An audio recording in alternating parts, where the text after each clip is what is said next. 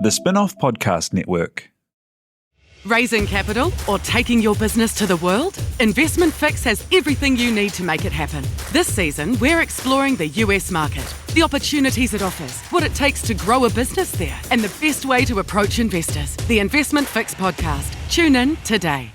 The Fold is brought to you by oOh!media, making brands unmissable and public spaces better across Aotearoa.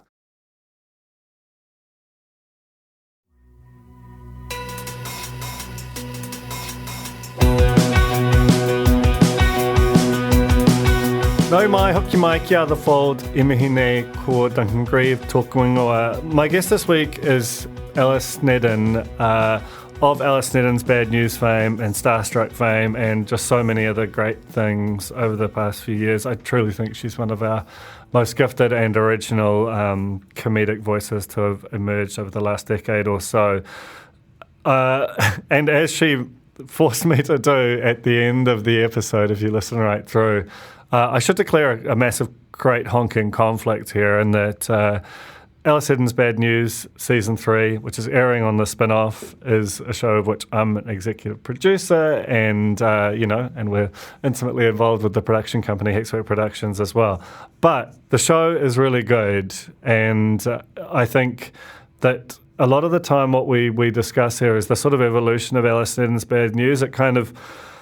It hit audiences because it had this absolute moral force to it, and it had these kind of electric interviews, most famously Alice Snedden just kind of destroying Don Brash in a way that really does stand up, and he needed it. But she just kind of went into it to these situations, with a real kind of fire in her, and it was tremendously entertaining.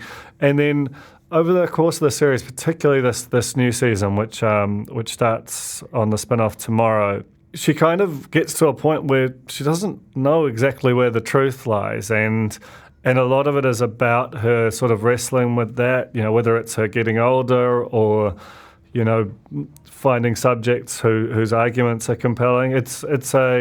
It's a really, really, or just finding herself kind of complicit in a different way. So, she talks about wealth and about meat, for example, and about how she's increasingly wealthy and cannot, for the life of her, stop eating meat, even though she knows it's wrong. And that just feels like it's of a piece with the vibe of where society is heading now. So that's really what we talk about in this episode, and about how you find, how a show evolves and how comedy can sort of still find a way through in an area that doesn't have the sort of natural kind of black and white divisions potentially that it did initially.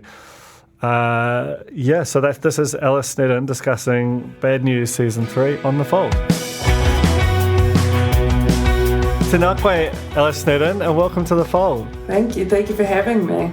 So we're here to launch Bad News. Comes out tomorrow, and neither you nor the director Leon are even in the country. Yeah. What the fuck? It's a shrewd power move on our behalf, where we're playing hard to get with the local television industry and its viewers, in the hope that the more we appear to be nonchalant, the more they'll come at us. You'll see a lot of programs out there these days really promoting themselves, and we thought, why not try something different? Just hide it under a bushel. Yeah, exactly. So Bad News is obviously like about as personal a show as you can get. It's literally got your name in the title. Yeah. Well, tell me how you originally pitched it to TVNZ. I originally pitched it to TVNZ as a show called What? With 3 question marks. What? How? Me? And it was like, I pitched it as basically like looking into civic and political issues and then how they specifically affected me, as I guess like skewering or satirizing like millennial culture. I mean, I want to make clear that this was like a 2017 pitch. So, it wasn't done by then to say millennial. But, so that was the idea. I mean, it was really born out of the fact that I had done university and I'd done a degree, and then I'd got into comedy. and I wasn't engaging anymore with any of the things I was engaging with at uni, and I kind of missed it because I love that stuff.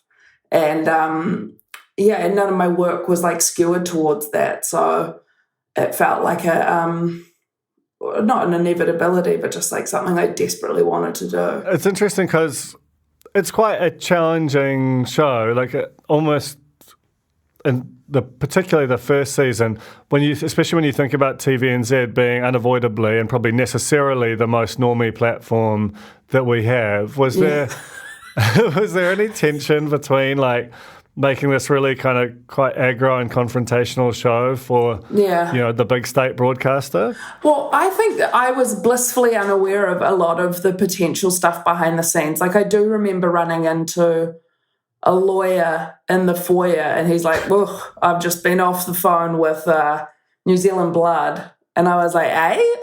I thought they loved me there." But, so there was a bit of that, I think, behind me that I didn't know, and a bit that was probably I was shielded from because of the producer. But certainly I had some conversations with people where they weren't as hot on the content I was making as I was. Weird. It was a kind of a weird show in that the person who commissioned it, and I had nothing to do with this, but left halfway through the show to get a bigger and better job. And so the people who were looking after the latter half of it, I think, were a bit like, what on earth is this? And how has this been landed in now? Yeah, you can imagine if you weren't like as invested in it, or if you just inherited it, you're like, oh, this thing has, and please don't take this the wrong way, it's not going to be like a 7:30 p.m. hit, but it definitely has the potential to ruin my career. Thanks, Amy. Yeah. Honestly, I don't know if it was going to be a hit at any time of the day. It's not. And to be fair, I mean, that was. I mean, full credit to Amy and what they were doing at the moment. I want to say it was called Young Blood, but maybe I'm just getting confused because there's also a recording artist called that. But there was like some program there about getting like. It was Young Blood.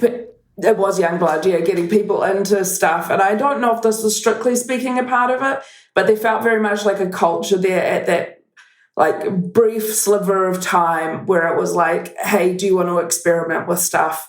And that we just slipped into there. And like, it was quite a haphazard, that first season, I mean, I was recording it in my lunch break from Jono and Ben often.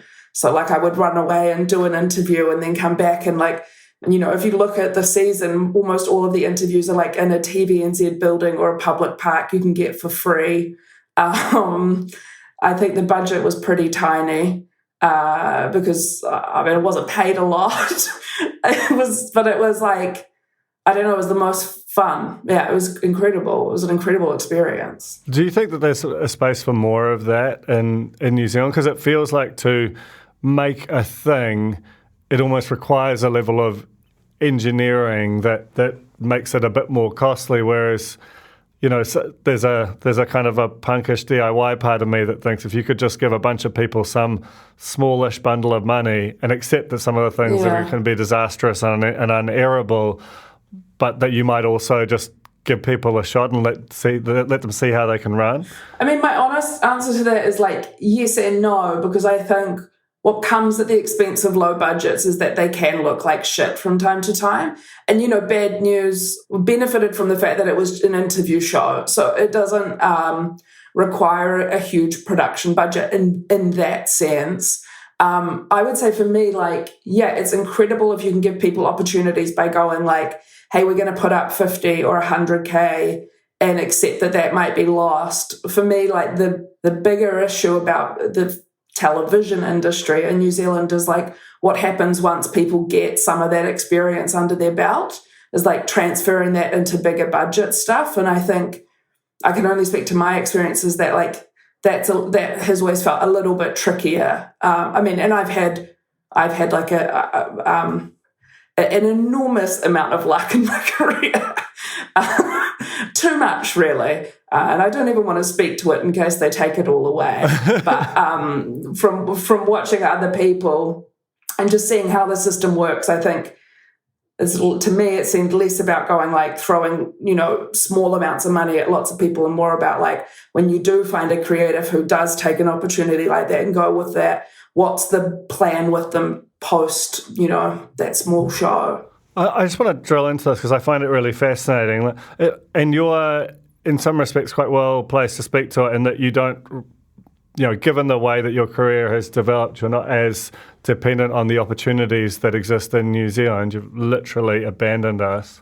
And I want to make it clear, I will still take any job. Okay, that's good to know for those who are listening with jobs. But it does feel like the industry, as far as it relates to the comedy scene, there are a lot of kind of, I guess on some level, like comedy game shows which exist as opportunities for people. But the making a show like Starstruck or something, it's harder to imagine it happening in New Zealand. Like, what is your sense of the kind of gap between what TV wants to air or platforms want to air and comedians want to make?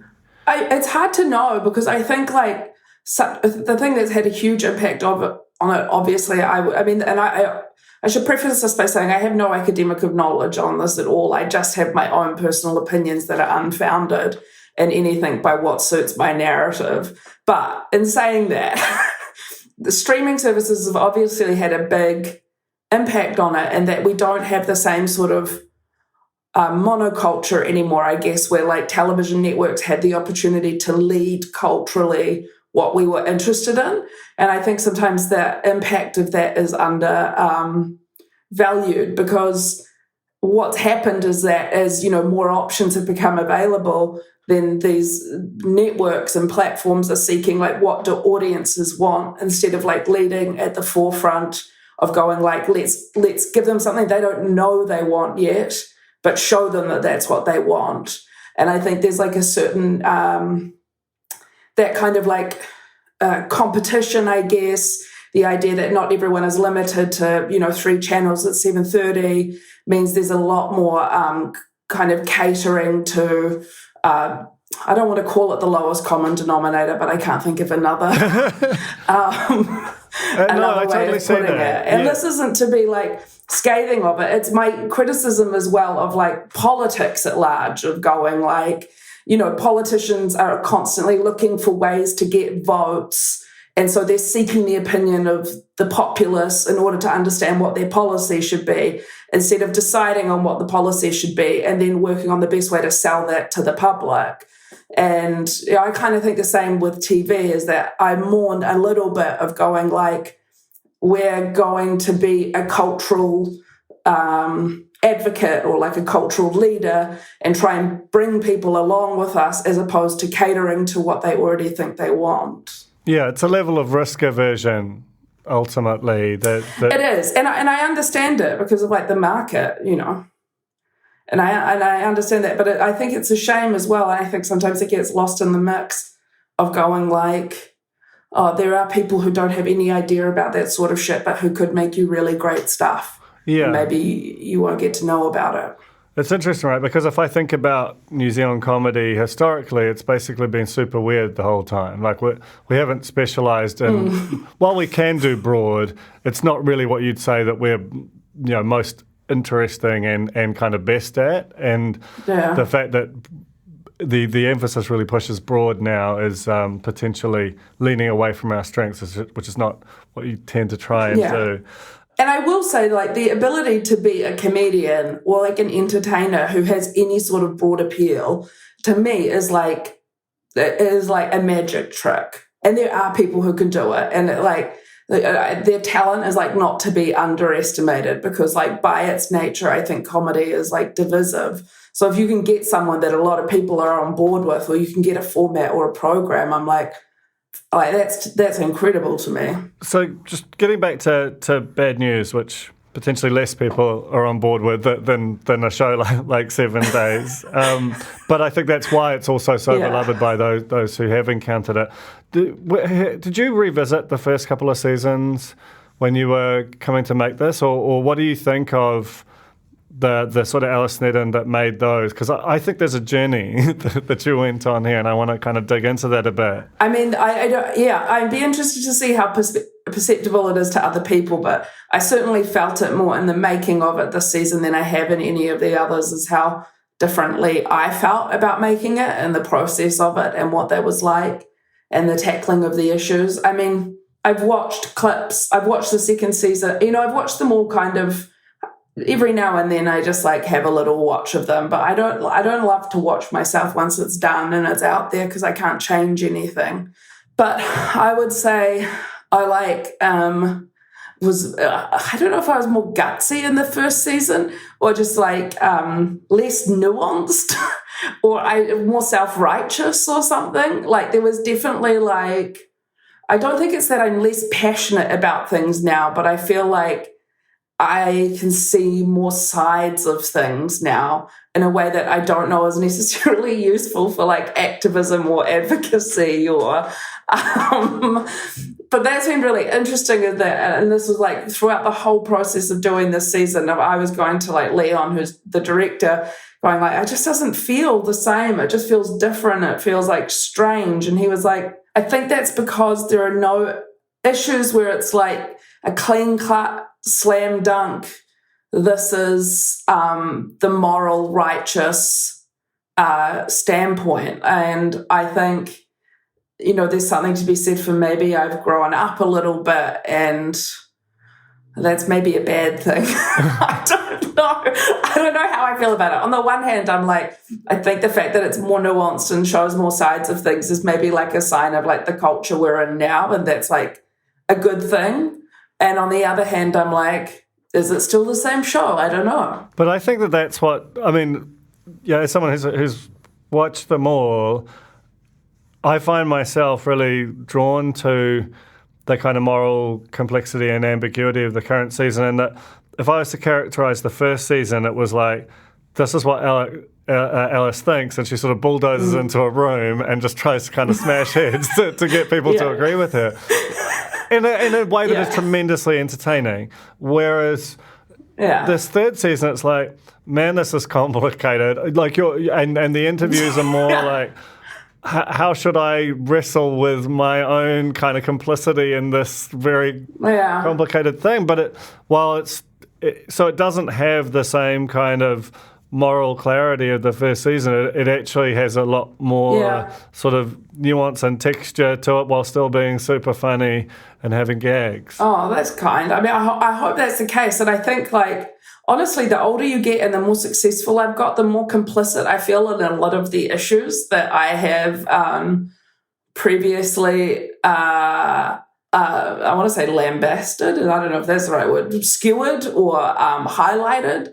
And it's not that I don't think those are true. I think those things deserve to be skewered, but like recognizing my own, how I am holding up a lot of these systems of oppression that I'm then also, on the other hand, like trying to tear down or draw light to has been a really interesting and confronting at times experience. And I think you're right about like the moral ambiguity, is that's where I do sit on it. But the thing that concerns me a little bit about moral ambiguity on anything is that allows for inaction, because you're like, well, who knows what's right? So well, does it? I don't want to end up in that zone. I feel like that's where the kind of radicalism versus incrementalism kind of comes into it. Like, do you just sort of chip away at reform, and it's not as kind of sexy or exciting, but it might ultimately be more enduring because the other side isn't just immediately trying to tear it down.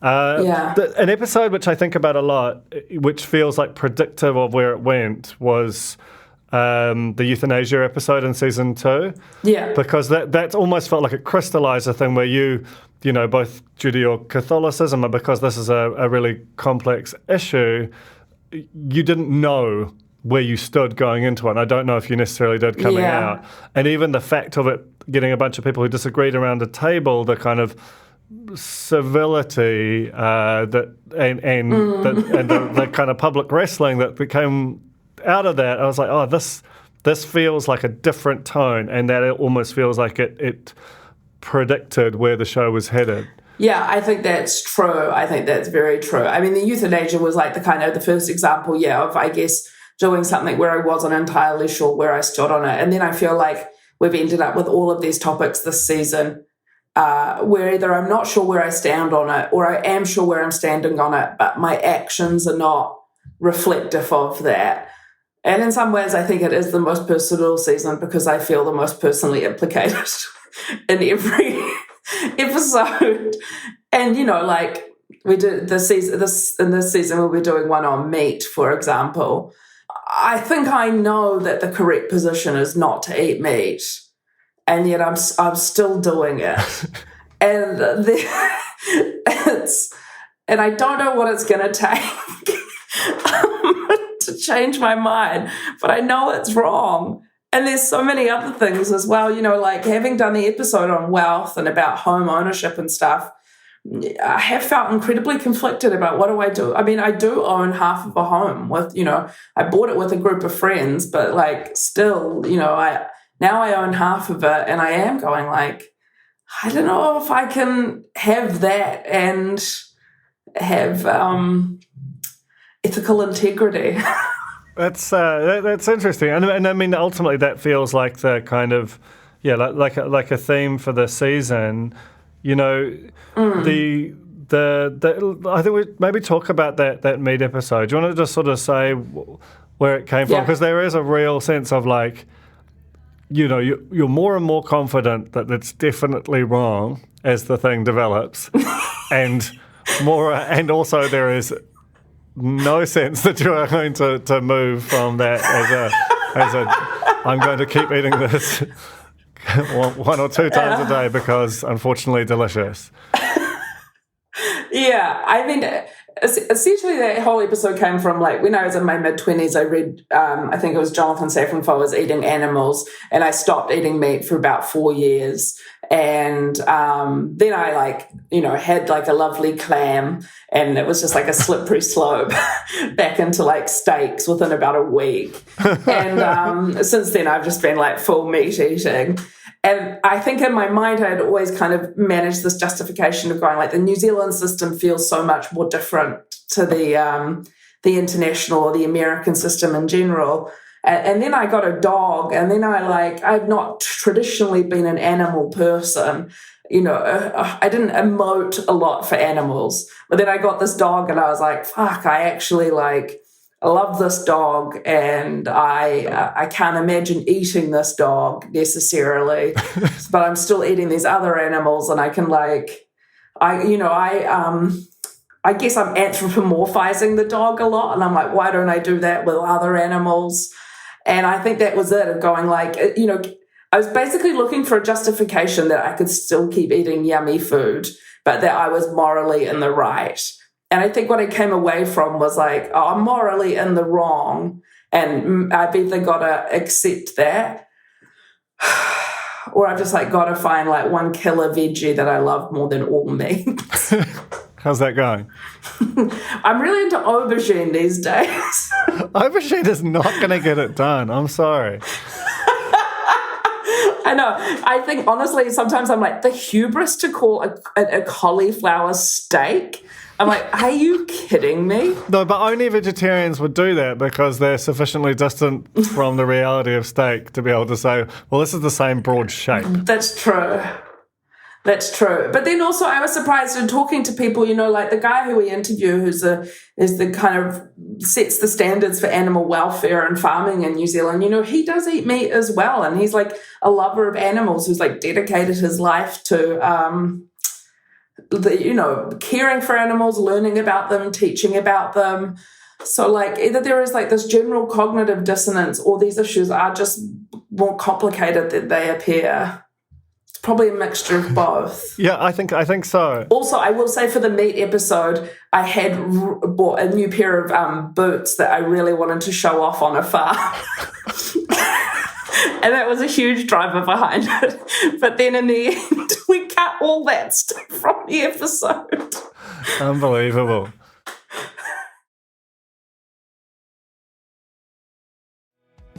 The Fold is brought to you by O Media, making brands unmissable and public spaces better across Aotearoa, with over 4,000 out-of-home advertising sites nationwide across both street furniture and retail centres. I'm super grateful to O Media for enabling us to make unmissable connections with Kiwis. Ready to rediscover the joys of cycling? With over 300 kilometres of cycle paths across Tāmaki Makaurau, jumping on your bike and going for a ride is such a fun way to discover the city from a different perspective.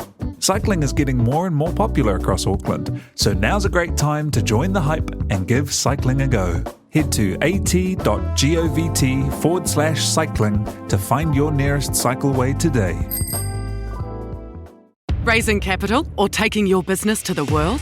Investment Fix has the lowdown on everything you need to make it happen. This season, we're exploring the US market, the opportunities it offers, what it takes to grow a business there, and the best way to approach investors. Join some of the superstars of the investment and business world as they share advice from their time in the US so you can make your mahi count in this massive market. The Investment Fix podcast, brought to you by Invest New Zealand. Tune in today. So another episode which seems to epitomise that, or almost does it in reverse, is like probably the one where you seem to come in with the most moral confidence and then end it completely ruined again, was the minimum wage exemption, which I thought was like so interesting because like I said, I like it when you wrestle with the thing rather than knowing what the thing is, and as you come in, you're like, oh, this is inherently terrible, and then by the end it feels like you're sort of, back in the moral ambiguity abyss again. Yeah, that felt like a real important episode, and one that was sort of hard for you to get into in some respects. Yeah, I mean, it's hard on lots of different levels. It's hard in I can't represent that community in the sense of I don't have a disability, I don't have a learning disability, I don't have lived experience of what that's like. And so I think anytime somebody is talking about or talking to or having an opinion on any issue like that you don't have lived experience of, it's innately trickier, I suppose. And there was a lot that went into that episode of over the last couple of seasons, people with disabilities have reached out and been like, hey, you've never done anything on disabilities. And I've gone, and I thought, oh, yeah, you're right. And I wonder if in the back of my head, unconsciously, I've been going that just seems too difficult to touch. And so this was kind of a response to that of going what are we missing here? And so we did work with people, incredible researchers who also have lived experiences across the board, and we canvassed a bunch of different issues, and minimum wage exemption was one that we landed on because I don't think many people know about it, and it does affect just a small portion of the population, but it speaks, I think, to a value system really clearly, which makes it incredibly interesting. And it's also incredibly divisive within, people with disabilities about what their opinions on it are as well. And yeah, I mean, it sounds bad. It just does, to say, oh, we're going to pay these people below minimum wage because they have a learning disability. Just on the face of it, you're like, well, that's fucked. and I still think that. But then there doesn't seem to be, it was also hard to land on going what is the solution to this, or what is the alternative to this? And well, when you go into the factory, you're forced to confront the gap between what sounds bad and how it is practiced in reality, and you can't really find it. Yeah. It's quite a different thing to say this thing should not be, to a room full of people for whom it's providing real meaning. And I really admire, I forget his name, the boss, because you were giving it to him and he was sort of absorbing it and returning, in a way that was pretty, it makes having an unambiguous kind of moral position on something much harder to sustain when you kind of go through a process like that. Yeah, I mean, he was, I'm embarrassed to say I've forgotten his name as well. Shit, that's so bad, but... It's really bad for you, like fine for me. Yeah. I have the moral high ground here. Can you just dub it in? Can you Foley in his name? Oh, I'm so bad with names. I was once on stage with somebody and doing a podcast at the town hall, and you had to introduce them for a segment. In front of the whole theatre, I had to be like, "I'm so sorry, I don't know your name." Yeah. See, you're a moral nightmare for that alone. I am. I mean, that conversation in particular, I thought was electric because there's somebody here who's in the middle of it, and it was, he had a very strong opinion that was directly opposed to what my opinion was. And he was extremely passionate about it. And, I think this issue is like an encapsulation of what I like when I'm optimistic about politics, I think is the same thing, which is that we all want the same outcome, but we just have different ideas about how to get there. And that's what this felt like to me, is like everybody wants ultimately the same thing, which is for people with a range of abilities, whatever that may mean, to live fulfilling lives, and to have the same advantages and opportunities as anyone. And, I think that in politics, like, I don't think that somebody who politically disagrees with me necessarily thinks like poor people deserve to be poor or should be poor. It's just that we have these different ideas about how to resolve that conflict. And I think that's what the minimum wage exemption is an example of going like, we just have different ideas about how to resolve this conflict. But I do think that there's like a philosophical question that it raises to that it exists, that this is, and perhaps it's not so much a reflection on like the government, but it is like a wider society, like of when he puts it to us and going like, well, do you have any people with learning disabilities, in your crew? And like the answer to that was no. I mean, obviously we had engaged with people for research, but we didn't have them in crew, and we wouldn't have done that or sought that out had it not been necessarily for the issue that we were tackling. And I think that's, something that all people who work in all commerce have to think about is like, what are you actually doing before you point the finger? Like, what are you doing to help kind of bring about these opportunities or equality? And it can be very easy, I think, to lob the blame on other people. Yeah, I agree. And I don't want to lob it on other people. I'm just saying that to lob it on myself. And hope that everyone points the finger at themselves.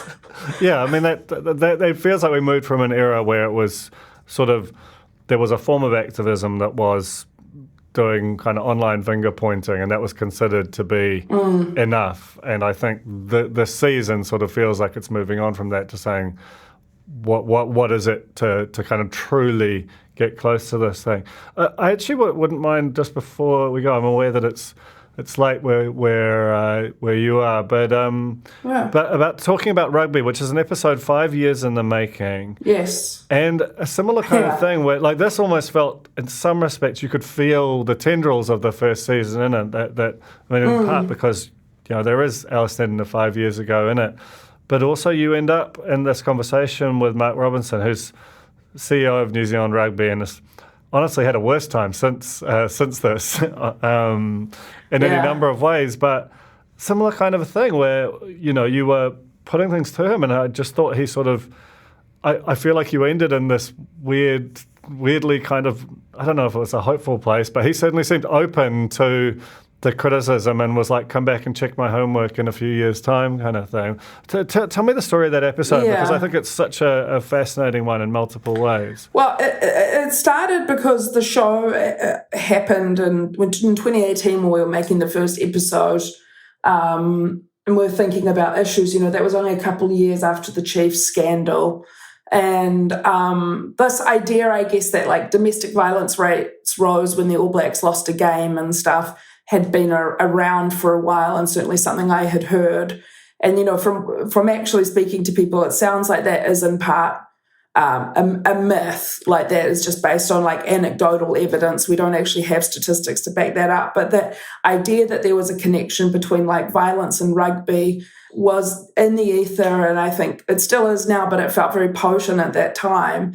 And I think personally, I felt quite angry about it and about like the treatment.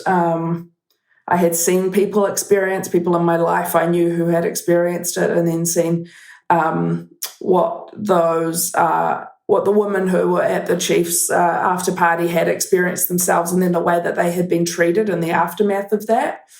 So it felt just kind of like a natural fit for the show, and like the hook for it. Again, this is an interesting example of how the show's come, because I wouldn't do this anymore, which is that one of the women who had stripped for them had also agreed to some consensual sex acts to be paid for them. And she had some done consensually and some non-consensually, but had been paid for nothing.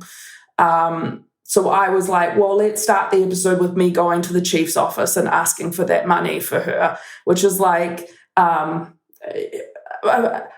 you could spend ages picking apart the issues with the problematic issues, that premise, from all sorts of different amazing point TV, of views.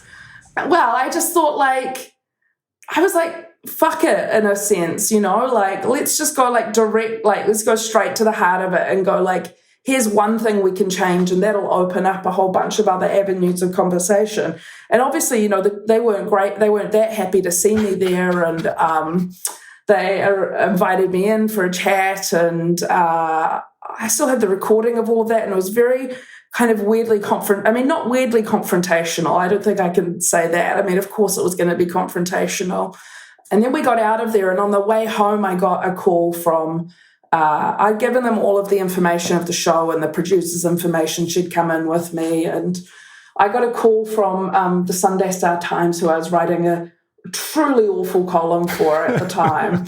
And they said, what are you doing with New Zealand rugby? And it was just a moment of being like, I was maybe 20 minutes, half an hour outside of the office, and I'd been immediately contacted by an employer who had nothing to do with what I was currently doing, purely through their connections. They had no idea that I had this column. They didn't know this guy. This was an editor I had not even ever met.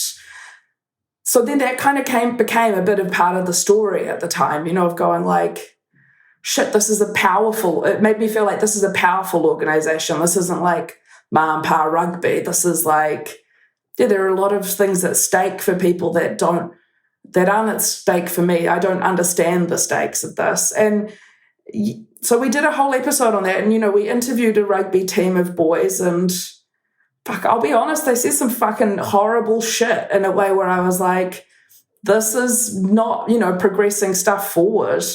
Doesn't look like things have moved on. You know, I had a confrontation on the phone with New Zealand Rugby, which we showed bits of it of, and in which I am a lot more self-righteous there than I would ever deign to be now. And then in the end, you know, TVNZ decided against putting it out. Do you have a sense of why that was? Because there is... I feel like the secret power of New Zealand rugby and its relationships with institutions and media is not something that is particularly well known, and you glimpse it through this episode, and that's one of the sort of a B narrative that I think is quite interesting for people. And I take credit to Mark Robinson, the new CEO. I think he's aware of that, but also doesn't want it to behave in quite the way that it did in that first era anymore.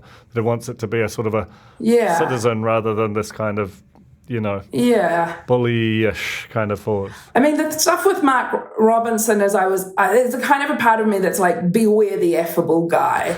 Because, like, he is so affable and, like, charming and easy to talk to, but I'm like, there is very little action yet that backs up a lot of those platitudes. And I think that's why he has to say, come back in 5 years and see what we've done. Because he can't say, over the past 5 years, here's what we've done. But this idea of like soft power is, I guess, like soft power exists in like all parts of our culture, you know, and it can happen just through like celebrity or politicians, or, I mean, I'd kind of understood it, I guess, more in the context of like big corporations or institutions, but that is what New Zealand rugby is. And I think the cultural power that they exert and the ratings power that they have the potential, the media interest that they have the potential, means that they do have like a lot of leverage compared to other institutions. And it is unregulated leverage, like all soft power. It's unregulated. It's discretionary, I guess. And I think, that was my first experience of going like, oh, there are larger things at play here because, I think this is still true of me, but at the time, nobody knew or cared who I was or like knew about the show. Like, I think the only marketing for Bad News was like $1,000 spent on Facebook push where my name was spelt wrong. So like, it wasn't like, it was, The Guardian coming in and like doing a huge expose on this. It was like this, a mid-range comedian having an opinion. And ultimately, I don't know why TVNZ pulled it. I think they felt like that it was unbalanced. And I would have argued the whole show was unbalanced. It was an opinion column. Like, that was the point of it. It was like, what do I think about these issues? Watch me talk to people about these issues. I think part of it suffered because, the commissioner did leave. So the person who took it over didn't quite understand the categorization of the show. At the time, I was very intent on this idea that TVNZ didn't want to put out anything that would damage their relationship with New Zealand rugby. And, I don't have anything really to concretely say that is the case, except for I had a meeting with people where they assured me that wasn't the case. And then I was forwarded emails where it was raised as an issue. So I'd kind of been assured that it wasn't an issue and that would never be an issue, and that I had like physical proof that this had been raised as an issue. And whether or not that played a part in their final decision is unclear. And, it may not have. This is all like, there's an element of conspiratorial, stuff to this. But I can just say that, like, my own experience was that sort of thing wouldn't be out of reach. That I had felt, what was interesting about that was that how intimidated I felt even when there was a structure around me. So if I was just like an individual who had a genuine complaint with this organisation, I think it would be incredibly intimidating to feel free to express that.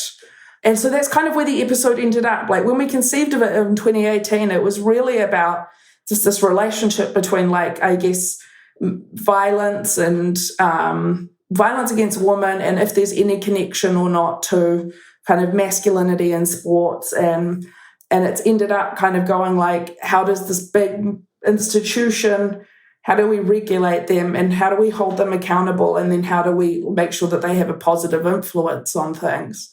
Because there clearly is an issue still with it. And again, this is not me saying we shouldn't watch rugby or whatever, but I think we have a role as people who are consuming it to hold them to a pretty high standard. Yeah, it's interesting, right? Because, I mean, in almost all the other dimensions of episodes of the show, the ultimate arbiter is the government.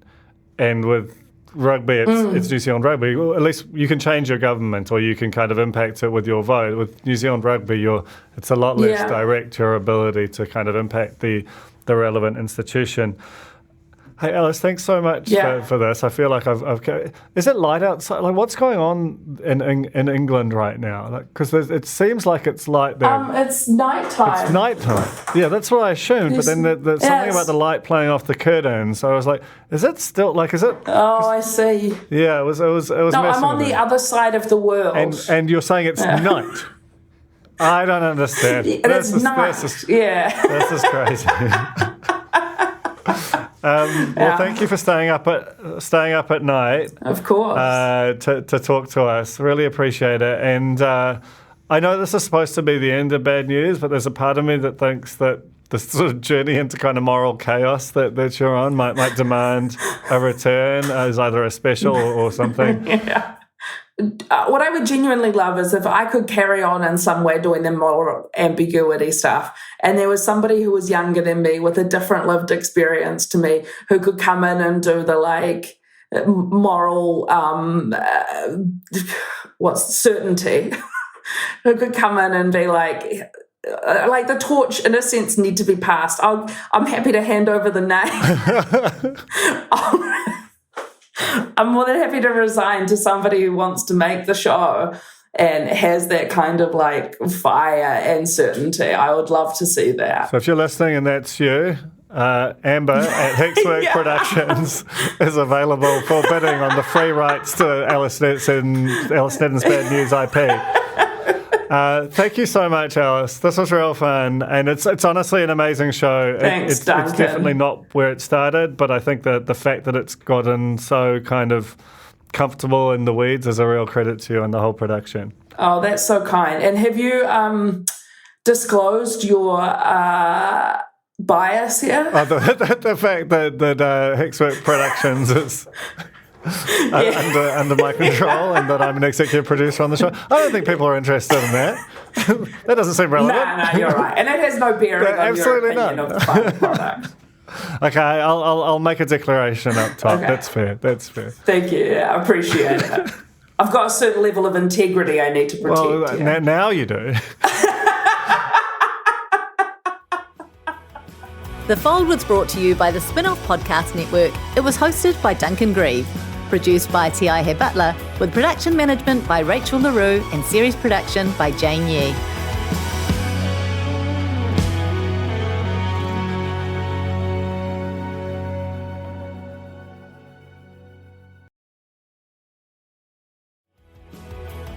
That was The Fold, brought to you by our partners at O Media, making brands unmissable and public spaces better across Aotearoa.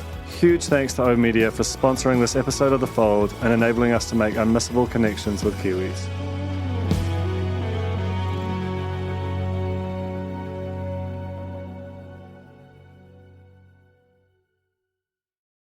K-pop to me means more than just listening to music. It's learning to be myself. The Spin-Off's new documentary, K-Pollies, follows 3 Pacific youth obsessed with K-pop. In a one-off documentary, see what they've found in Korean pop culture and how they bridge it with their own. When you start dressing, looking different, everyone side-eyes you. But in K-pop, they're just like, no, like celebrate yourself. Watch K-Pollies today at thespinoff.co.nz/videos. Made with the support of New Zealand On Air. The Spin-Off Podcast Network.